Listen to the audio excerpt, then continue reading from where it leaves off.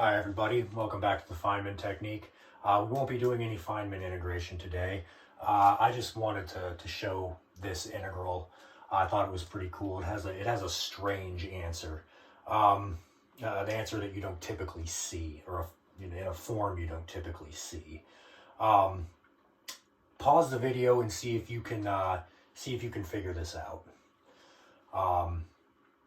This integral is both extremely difficult in that if you plug this into any of the major online integral calculators, it won't give you an answer. It'll give you an approximation, but it won't give you an elementary answer to it in terms of sine, cosine, natural log, exponential, things like that. It integrates it numerically and finds an approximate value. But this can actually be expressed as, in terms of elementary functions. So here we go. And the reason this integral is actually very easy is because it's solvable with integration by parts. So we'll use the tabular method, or as Black Pen, Red Pen calls it, the DI method. And the thing we will be differentiating is arc cosine of x, and the thing we will be integrating is cosine of x. So the derivative of arc cosine of x is -1 over the square root of 1 minus x squared. And the antiderivative of cosine x is sine x. All right, so what does that mean? That means this is equal to arc cosine x times sine x from -1 to 1. Let's see, we have plus, minus. So minus of minus is a plus. The integral from -1 to 1 of sine x over the square root of 1 minus x squared dx. Okay. So now what do we have? Let's take a look at this integral right here. This integrand is odd, and we have a symmetric integral.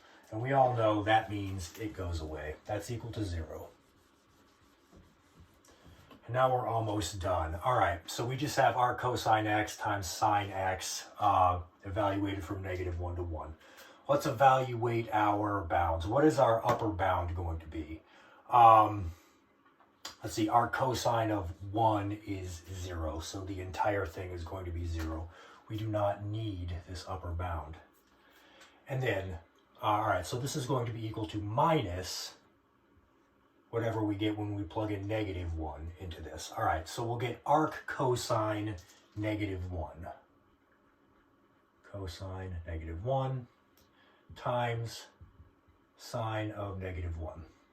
All right, what does that give us? What is arc cosine of -1? That is pi. So we have negative pi times sine of -1. Sine of -1 is negative sine 1. So that's our answer. And that's why I said it was strange. This is not something you typically see. You don't typically get an answer expressed in terms of some trigonometric function with an integer inside of it, or something that's not related to pi, or like pi over 2, pi over 3, things like that. Sine of 1 is a very strange number. And then you multiply that by pi, and it's even stranger. So there you go. That's the answer to that. Like I said, no Feynman integration there. I just thought that was pretty cool, so I hope you enjoyed that.